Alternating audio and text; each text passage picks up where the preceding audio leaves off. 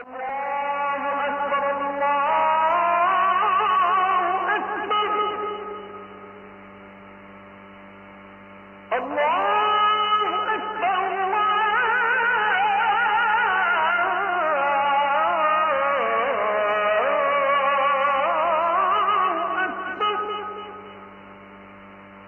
গায়রতে লাগে না, আপনার প্রেস্টিজে লাগে না, আত্মসম্মানে লাগে না? আত্মসম্মান মানুষের শ্রেষ্ঠ নিয়ামত। গায়রত এটাকে অহংকার বলে না, এটাকে বলে আত্মসম্মান। অর্থাৎ আমার ধর্মের একটা ইজ্জত আছে, আমি এক রবের গোলাম, আমি এক নবী মুহাম্মদ সাল্লাল্লাহু আলাইহি সাল্লামের উম্মত। সুবহানাল্লাহ একবার পড়লেও নেকি, 100 বার পড়লেও নেকি। একবার পড়লে নবীজি বলছেন আযমু মিন উহুদিন, উহুদ পাহাড়ের চাইতে বেশি নেকি। একবার। আবার 100 বার পড়লে নবীজি বলছেন আল্লাহর রাস্তায় 100 গোলাম আজাদ করার সওয়াব। তাইলে নেক আমল আজরুকুম আলা কদরে নুসুবিকুম। নবী সাল্লাল্লাহু আলাইহি সাল্লাম বলেন তোমাদের পরিশ্রম অনুপাতে তোমাদের নেকি। যে আমলে যত মেহনত ওই আমলে তত নেকি। তাহলে এই জন্য আল্লাহর কথা কম হোক বেশি হোক কোনো অসুবিধা নেই। ওয়াজ কমও হইতে পারে, ওয়াজ বেশিও হইতে পারে। হাদিসের মধ্যে আছে নবী সাল্লাল্লাহু আলাইহি সাল্লাম একদিন ফজরের নামাজের পরে মসজিদে নববীতে ওয়াজ শুরু করছেন। বিশুদ্ধ হাদিস, মাগরিব পর্যন্ত ওই দিন নবীজি ওয়াজ করছেন। শুধু নামাজ পড়ছেন আবার বসছেন, এক টানা ফজরের পর থেকে মাগরিব পর্যন্ত তিনি অনবরত বলছেন। হযরত আবু যায়েদ আনসারী রাদিয়াল্লাহু তাআলা আনহু বলেন কিয়ামত পর্যন্ত যা হবে সব কিছু বলে ফেলছেন ওই দিন। এমন ওয়াজ দিছেন, এক ওয়াজ। তাহলে লম্বা ওয়াজ। আবার এক সাহাবী আয়েশা নবীজিকে বলছেন ইজিনি ওয়া আউজিস, ইয়া রাসূলুল্লাহ আমাকে একটু ওয়াজ করেন, তবে একটু কমাইয়া কইেন, সংক্ষেপ কইেন, আমি পুরা মনে রাখতে পারতাম না। নবী সাল্লাল্লাহু আলাইহি সাল্লাম বলছে লা তাগদাব, রাগ করো না। এই শেষ ওয়াজ। হ্যাঁ, এটাই ওয়াজ, এই কদ্দুর কথাই বলছে, লা তাগদাব, রাগ করো না। ফারাদ্দাদা মিরারান, ওই সাহাবী আবার পুনরাবৃত্তি করছে কথা যে ইয়া রাসূলুল্লাহ আরেকটু বলেন। এত সংক্ষেপ তো কইছি, একবার বেশি সংক্ষেপ হয়ে গেছে। সংক্ষেপ কইয়া তো বিপদে না পড়লাম। হ্যাঁ, লা তাগদাব, আপনার রাগ করো না। নবীজি আবার বললেন লা তাগদাব। তিনি বললেন ইয়া রাসূলুল্লাহ আরেকটু বলেন। নবীজি বললেন লা তাগদাব, রাগ করো না। মানে উনি যতবারই বলে নবী একই কথা বলে, লা তাগদাব, রাগ করো না। তিনি বুঝছেন আজকের ওয়াজ আর বাড়ত না, বুঝছি শেষ, আজ এইটাই ওয়াজ। তাহলে বোঝা গেল এক শব্দ লা তাগদাব, এক শব্দ কি হইতে পারে, ওয়াজ হইতে। তাহলে আল্লাহর কথা কমও হইতে পারে, বেশি হইতে। বাল্লিগু আন্নি ওয়ালাউ আয়া, নবী সাল্লাল্লাহু আলাইহি সাল্লাম বলছেন একটি আয়াত হলেও আমার কথা যা আবার থেকে তোমরা পেয়েছো বুঝেছ তা পৌঁছিয়ে দাও, তা বলে দাও, তা পৌঁছিয়ে দাও। তাইলে আল্লাহর কথা কমও হইতে পারে, বেশিও হইতে পারে। আল্লাহর কথা শোনার মধ্যেই বরকত, বাস্তবতা। আল্লাহ কোরআনুল কারীমে বলছেন ফাবাশশির ইবাদ আল্লাযীনা ইসতামিউনাল কাওলা ফায়াত্তাবিউনা আহসানা। হে নবী, আপনি আমার ওই বান্দাদেরকে জান্নাতের সুসংবাদ দেন যারা মনোযোগ দিয়ে কথা শুনে অতঃপর কোরআন সুন্নাহর অনুসরণ করে। তাহলে আগে শুনে মনোযোগ দিয়ে এরপরে অনুসরণ করে। আল্লাহ বলেন ওদেরকে আপনি জান্নাতের সুসংবাদ দিয়ে দেন। এই জন্য দোস্ত, নেক আমল করা এটা যেমন একটা আমল, নেক আমলের কথা শোনা এটাও একটা আমল, এটাও একটা আমল। এই যে এখন আপনারা ওয়াজ শুনতেছেন, এটাও একটা আমল যে আল্লাহর কথা শুনতেছেন। আল্লাহ যে বলছে তোমরা আমার কথা মনোযোগ দিয়ে শুনো, তো আপনি মনোযোগ দিয়ে শুনতেছেন, এটা একটা আমল। আবার যদি আমলে বাস্তবায়ন করেন তো সেটা পরিপূর্ণ আমল, সেটা পরিপূর্ণ আমল। এই জন্য আল্লাহর কথা শোনা থেকে বিরত থাকতে নাই। অনেক সময় শয়তান ওয়াসওয়াসা দেয়, আরে বুঝছি তুই আর ওয়াজ হইনা কিরবি, তুই তো এই হওয়া দে রে, বুঝেন নাই? তুই আর কি, তুমি দেখছি আজ 6 বছর ধরে তো ওয়াজে হনো, কই তুমি যেরুম আছে এমন না। না, মানুষের প্রত্যেকটা নেক কথা, কোরআনের প্রতি কথা, খোদার কসম, এটা দিলে আসর করে। হয়তো গুনাহের কারণে এটা জ্বলে উঠতে পারতেছে না, কিন্তু কোনো একদিন আল্লাহ চাইলে এই সুপ্ত ঈমান, ভিতরের সামান্য বারুদ জ্বলে উঠবে একদিন। কোনো এক কথায়, কোনো এক বাক্যে, কোনো এক শব্দে আল্লাহ চাইলে কারো জিন্দেগি বদলে যাবে। মূলত হেদায়েত, জীবনের পরিবর্তন, এ তো আল্লাহর হাতে।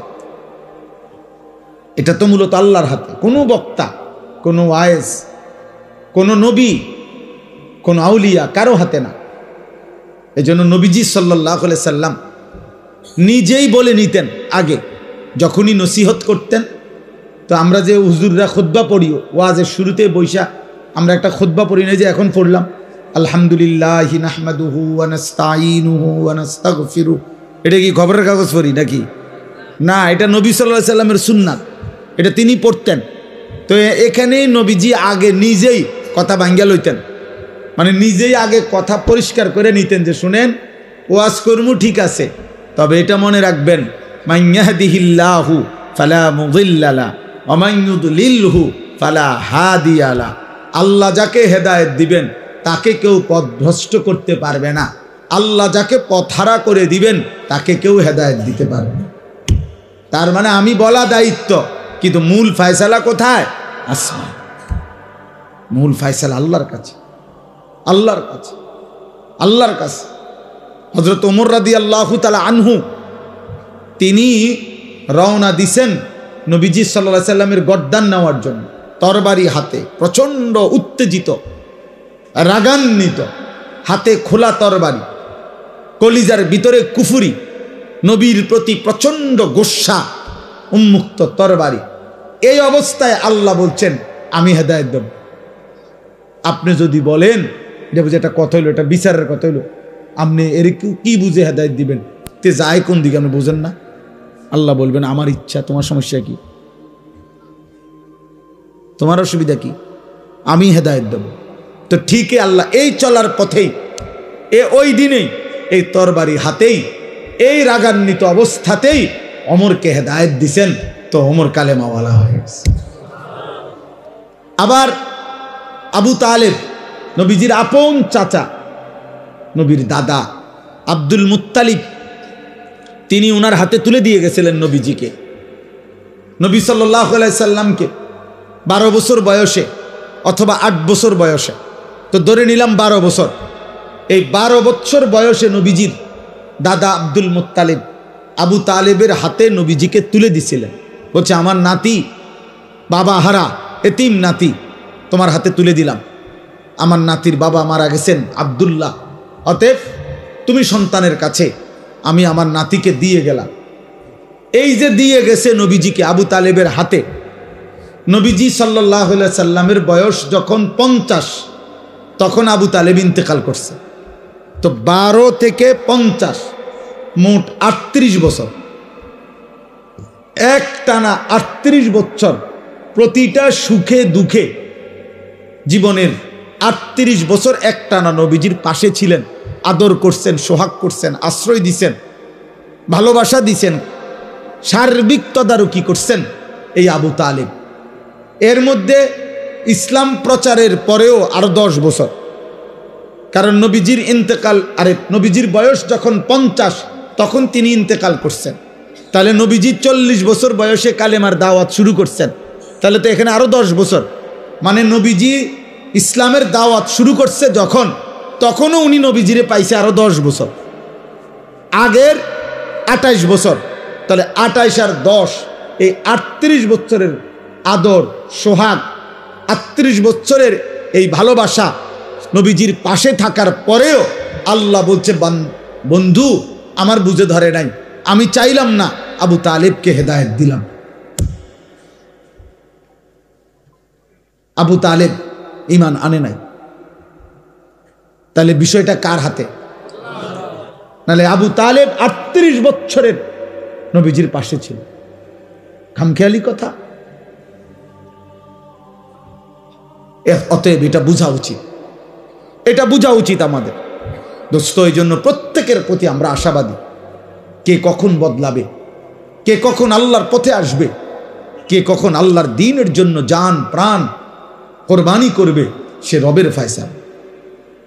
হতাশ হই না কখনোই। আমরা বুঝাইতে চেষ্টা করি, ধাক্কা দেই, প্রেসার দেই, প্রেরণা দেই, বলতে চেষ্টা করি বিভিন্ন ভাঙ্গিকে। বহু বক্তা, বহু আলেম, বহু উলামা, আউলিয়া নানাভাবে এক কথাই বলতে চেষ্টা করে যে হে আল্লাহর বান্দা, তুমি তোমার জীবনের উপরে রহম করো, হায়াতের কদর করো, তুমি তোমার আখিরাতকে সুন্দর করো, তোমার পরকাল তুমি সাজাও। দুনিয়া তুমি না চাইলেও পূরণ হয়ে যাবে, দুনিয়া না চাইলেও পূরণ হয়। খোদার কসম, প্রত্যেকটা মানুষ এ কথা ইয়াকিন রাখবেন, দুনিয়া আমার আপনার জন্য যাটুকু বরাদ্দ তা পৌঁছবেই, তা পৌঁছবেই।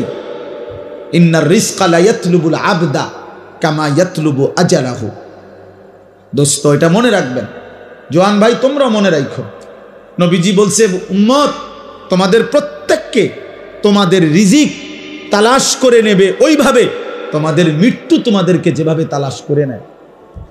তুমি না চাইলেও যেমন মৃত্যু তোমার কাছে পৌঁছে যায়, তুমি না চাইলেও, তুমি না জানলেও তোমার রিজিক তোমার কাছে পৌঁছে যায়।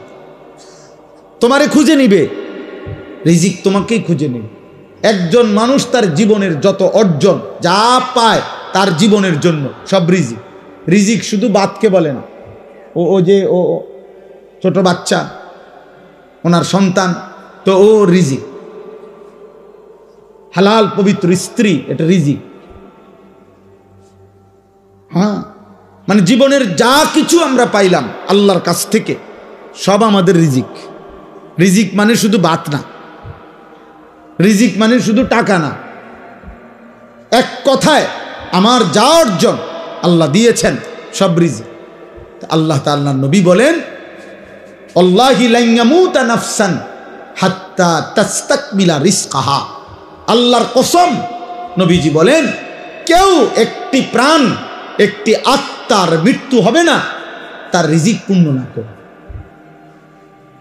তার রিজিক পূর্ণ না করে।